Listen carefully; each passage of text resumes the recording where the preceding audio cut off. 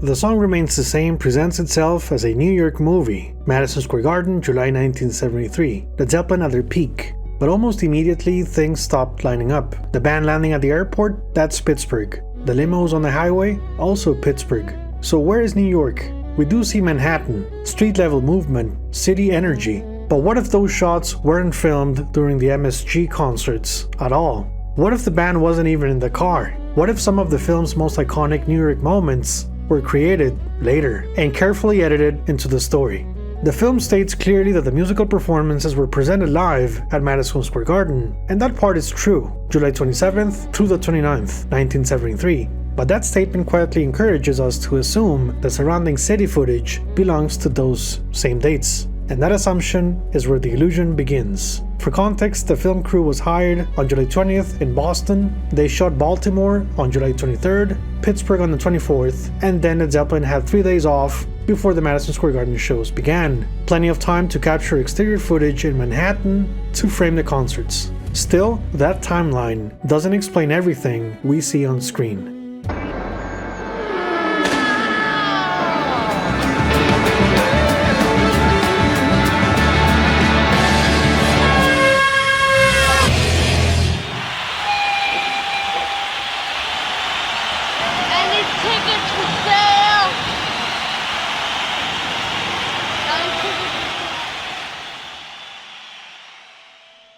In total, there are approximately 4.5 minutes of New York City footage in the film. So why does some of it belong to 1973 and some of it unmistakably to 1975? The answer is hiding in plain sight. On the right, the Victory Theater, advertising a warm December, starring Sidney Poitier. Released in May 1973, it was still playing when Zeppelin hit Madison Square Garden, confirmed by a July 27th newspaper. That footage is genuine and it belongs to that summer.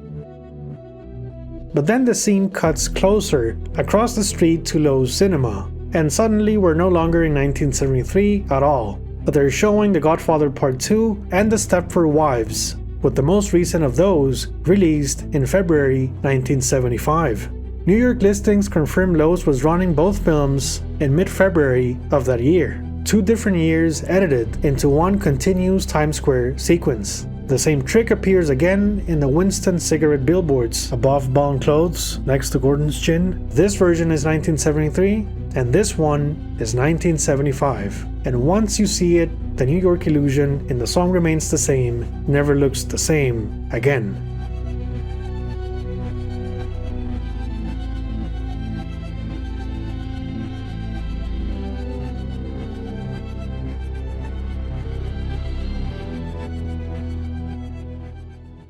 So which month in 1975? The evidence points to early February. Led Zeppelin played several East Coast dates during that period, including Madison Square Garden, making it entirely plausible that cameras were brought along to capture additional New York footage for The Song Remains the Same, quietly extending the film's timeline without ever telling the audience. Also, let's keep in mind they already had the Shepperton Studios 1974 material, so there were plans to finish the movie at some point. You can watch my Shepperton episode here on the channel. And there are also 2 more Shepperton episodes as well, this one and this one, each covering different recreated sequences.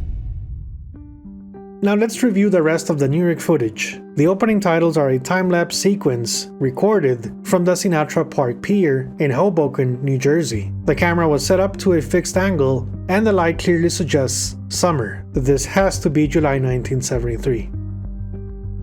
Next we move into the city driving scenes. This is Fifth Avenue with the Empire State Building visible in the background. The weather here is overcast rather than sunny, which points to February 1975. This 10-second shot nearly broke me. I chased everywhere the film crew went, Midtown Manhattan, Pittsburgh, Baltimore, even New Jersey, counting window panels, tracking construction dates, comparing reflections, street furniture, sun angles, and every time I thought I had it, it fell apart. I was convinced it was the Grace Building at first, but the surroundings never lined up. I spiraled through days of wrong turns for a scene the movie wants you to read as Anywhere Manhattan. Exhaustion got the best of me, but I pushed through. I went through so many buildings, I was going crazy. Everything started to look the same, but then I found it, which is why I'm showing you the exact corner now. not to show off the answer but to prove how much effort it takes to get back to the truth. This is the Financial District, 153 Water Street, and yes, this is exactly the kind of rabbit hole my patrons help make possible. Thank you so much, guys. We have the 7-window panel building here, the forced perspective in front of it, and then this great-looking structure. It's changed color since the 70s, but the window rhythm and rooftop design give it away. A moment in history I believe was captured during the sunny days of July 1973, judging by the photography and film exposure. A split-second outtake from this scene was added on a 1990 promo video as well. Next, a quick bit of East 49th Street. This is how it looks today. We then turn right and catch the MetLife building at the bottom left.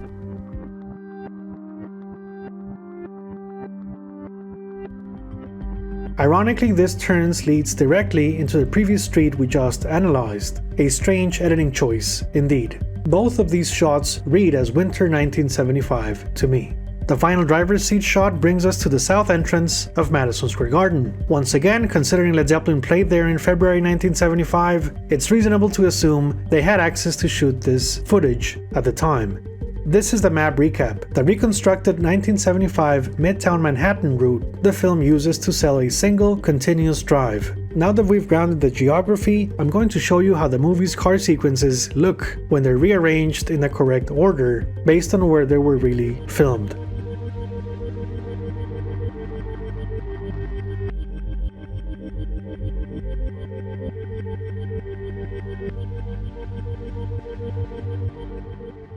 We then move on to a section of the Robert F. Kennedy Bridge in the South Bronx.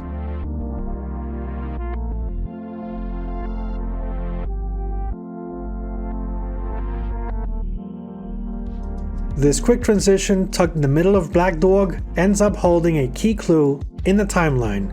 On the right you can see an American flag flying at half-staff. I went through newspaper records for both July 1973 and February 1975. Guess what I found? On February 5th, 1975, New York held a funeral for police officer Frank Bugden, killed in the line of duty, attended by 2,500 fellow officers. That detail pins this footage to early 1975 and confirms that some of the so-called New York 73 scenes in the film were shot years apart. Even the color matches. The same purple shade on the car shows up here, just like in the Fifth Avenue clip I mentioned earlier. The subway scenes could have been filmed almost anywhere in New York, but my best read is 34th Street, Penn Station. It's difficult to lock this to a specific year, but based on the film grain and exposure, I lean toward 1973. And before anyone jumps to conclusions, that uniformed police footage is not New York Mounted Police, it's Baltimore, which I break down in detail in a separate episode here on the channel. We then move to a city skyline shot filmed from Brooklyn Bridge Park. It's safe to assume both skyline sequences were captured the same evening. Taken together with the lighting and color timing, this strongly points to July 1973.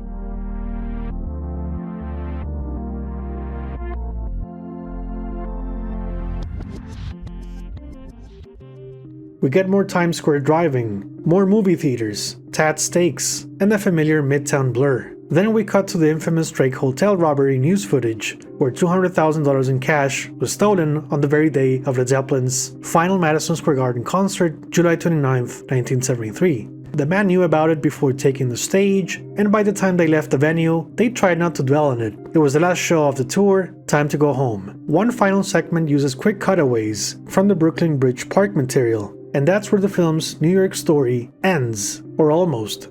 Additional Madison Square Garden footage survives only in fragments. A group of women reviewing tour photographs, one of them wearing an interesting t-shirt. Jimmy Page arriving at the arena for the third and final concert on July 29th, already aware that the $200,000 had been stolen from the hotel's safe deposit box. We can only imagine what went through their minds as they headed to the dressing rooms. Manager Peter Grant is wearing the same outfit we later see as they exit the venue here. We also see him speak to someone who appears to be attorney Steve Weiss. Page was preparing for another night of filming, clearly in a state of flow. His guitar work throughout the series represents prime Jimmy. And if you're wondering, he's wearing the same shirt seen in the film's opening sequence, a personal favorite that also appears in discarded outtakes from his home studio. A 1990 promo video even includes a 4-second shot of Page stepping out of the mobile recording unit, with photographs confirming the moment. It's understandable why much of this material was left out of the final cut, but it once again proves that the film crew captured far more footage than has ever seen the light of day. Finally, there is a rare exterior scene in which Zeppelin's assistant and confidant, BP Fallon, speaks with fans about the concert they're about to witness, another moment that never made the final film. But wait, before we go, did the film crew have an additional sequence they could have used for the New York portion of the film? Technically, yes. Let's look at the evidence. The Houses of the Holy box set captions this photograph as Pittsburgh, July 24th, 1973, and that attribution is wrong for several reasons. First, we know what the band looked like when they arrived at Pittsburgh, and this does not match. Second, if you zoom in on the license plates on their limousines, you'll notice a resemblance to New Jersey plates, which points to this being the band landing at Teterboro Airport, the same place where we previously saw the Starship getting ready to depart for Pittsburgh in the first place.